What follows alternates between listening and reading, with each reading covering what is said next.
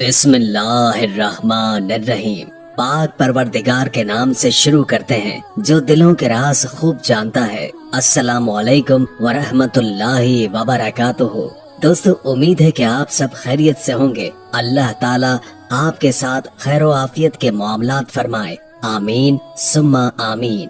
प्यारे दोस्तों, आज की इस वीडियो में हम आपको दो ईरानी भाई और एक फकीर का अजीब वाकया बयान करेंगे। दोनों फरीकैन का दावा था कि सोने के सिक्के उनके हैं। आइए नाज़रीन, जानते हैं कि दोनों में से कौन अपने दावे में सच्चा था। ये वीडियो बहुत ही दिलचस्प और मालूमाती होने वाली है, लिहाजा वीडियो को आखिर तक लाजमन देखें और वीडियो को स्किप बिल्कुल भी मत कीजिएगा। तो चलिए दोस्तों, वीडियो शुरू करते हैं। अरब के एक बादशाह का दरबार लगा हुआ था। दरबार में बादशाह के सामने एक अजीब मुकदमा पेश किया गया। तमाम दरबारी भी दिलचस्पी से इस मुकदमे को देख रहे थे। बादशाह के सामने एक थैला पड़ा था जिसमें 100 दिनार थे। एक तरफ एक फकीर खड़ा था जो कहता था कि बादशाह सलामत, सामने जो 100 दिनारों वाली थैली पड़ी है वो मेरी है, जो मैंने भीख मांग मांग कर जमा की है। जबकि दूसरी तरफ दो ईरान से आए भाई थे जिनका कहना था कि ये 100 दिनार हमारे पैसे हैं, हमने सख्त मेहनत और ईमानदारी से गोश्त बेच बेच कर ये जमा किए हैं।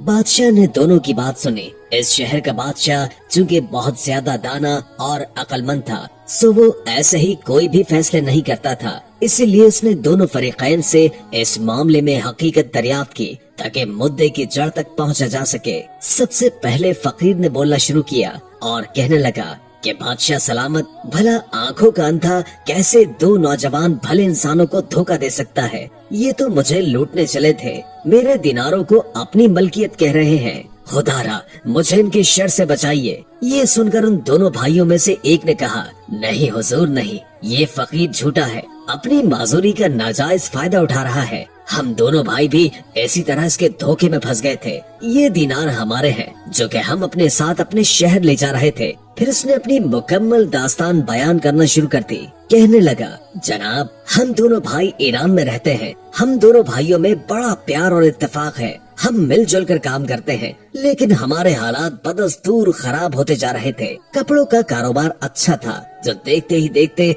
मंदी का शिकार होता चला गया और नौबत इसको खत्म करने तक पहुंच गई और मामला यहाँ तक पहुंचा कि हमें कारोबार बंद करना पड़ गया। अब हम दोनों भाई अपने गुजर बसर के लिए ईंटें पत्थर तोड़ने पर मजबूर हो गए हैं। बस जो कुछ कमा लेते इससे हमारे दिन का बमुश्किल गुजारा होता। अब इस आलम में भी हमें जिंदगी गुजारते 6 माह हो गए थे। अब हमारा और हमारे अहले खाना का सब्र का पैमाना लबरेज हो गया था। एक दिन हमारे यहाँ किसी रिश्तेदार की आमद हुई जिसने हमें मशवरा दिया कि भाई, अगर इस शहर में रोजगार नहीं चल रहा तो किसी और रियासत या किसी और शहर में जाकर तलाश करके देख लो। हो सकता है कि पैरों तले मट्टी बदलने से तुम्हारी किस्मत भी बदल जाए। उसकी बात हमें बिल्कुल भली लगी। हमारी मिल्कियत में कुछ जमीनें थी, बस हमने अपनी जमीनों को फरोख्त किया। कुछ रकम अपने साथ ले जाने को रखी और बाकी रकम अपने बीवी बच्चों को दे दी ताकि वो हमारे वापस लौटने तक कुछ गुजारा कर सके। हमने अरब जाने का फैसला कर लिया। जिस शहर में हम आए,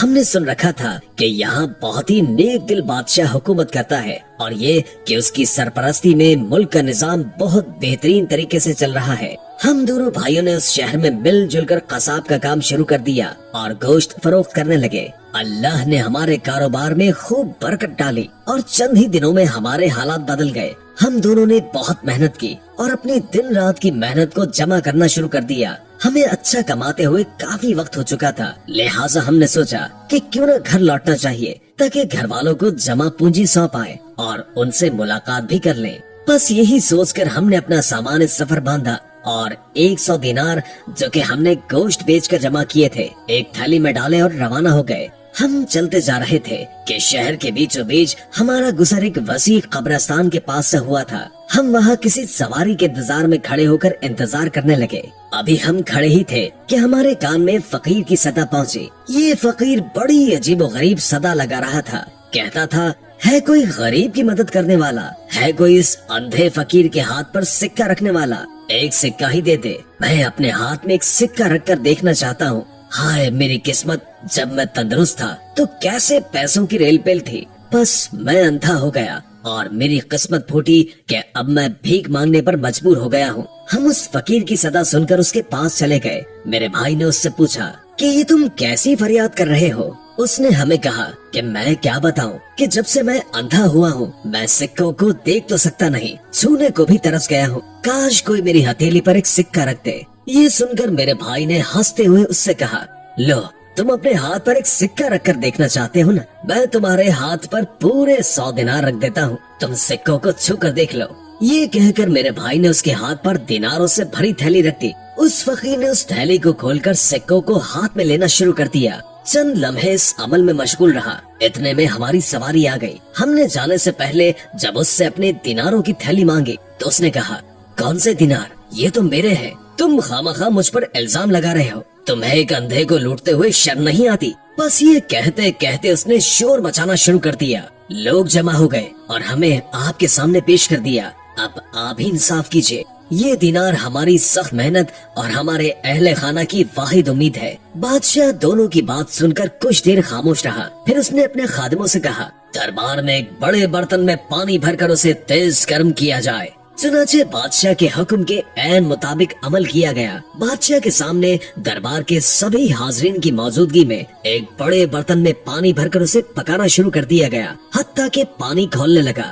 دربار میں موجود سبھی منتظر تھے کہ نہ جانے بادشاہ کیا کرنے والا ہے۔ تبھی بادشاہ اٹھا اور دیناروں سے بھری تھیلی کھولتے ہوئے پانی میں ڈال دی۔ بادشاہ نے کافی دیر تک پانی کے قریب کھڑے رہ کر کچھ سوچا، پھر اس نے فیصلہ سنا دیا، یہ 100 دینار ان دونوں بھائیوں کے ہیں، لہٰذا ان کے حوالے کر دیے جائیں، اور فقیر نے چونکہ ہمیں دھوکہ دینے کی کوشش کی ہے لہٰذا اسے قید خانے میں ڈال دیا جائے، اور ساتھ ہی ساتھ دونوں بھائیوں کو ہدایت کی جائے کہ آئندہ اپنے مال کو یوں انجانے میں کسی کو نہ سونپے جس کو وہ پہلے سے نہ جانتے ہو۔ فیصلہ سن کر سبھی حاضرین حیران رہ گئے۔ وہ دونوں بھائی بے حد خوش ہوئے اور ان کے دینار ان کے حوالے کر دیے گئے، جبکہ فقیر کو قید کر دیا گیا۔ سبھی درباری حیران تھے کہ آخر بادشاہ اس نتیجے پر پہنچا کیسے۔ ایک وزیر نے بادشاہ سے اس فیصلے کی حقیقت کے بارے میں سوال کیا۔ بادشاہ نے بتایا، جب ہم نے دینار کھولتے ہوئے پانی میں ڈالے، چونکہ بقول ان دونوں بھائیوں کے یہ قصاب کا کام کرتے ہیں، تو یہ وہی سکے ہوں گے جو ان کے گاہک انہیں گوشت خریدنے کے عوض دیتے ہوں گے، اور یہ اسی طرح لے کر انہیں رکھ لیتے ہوں گے۔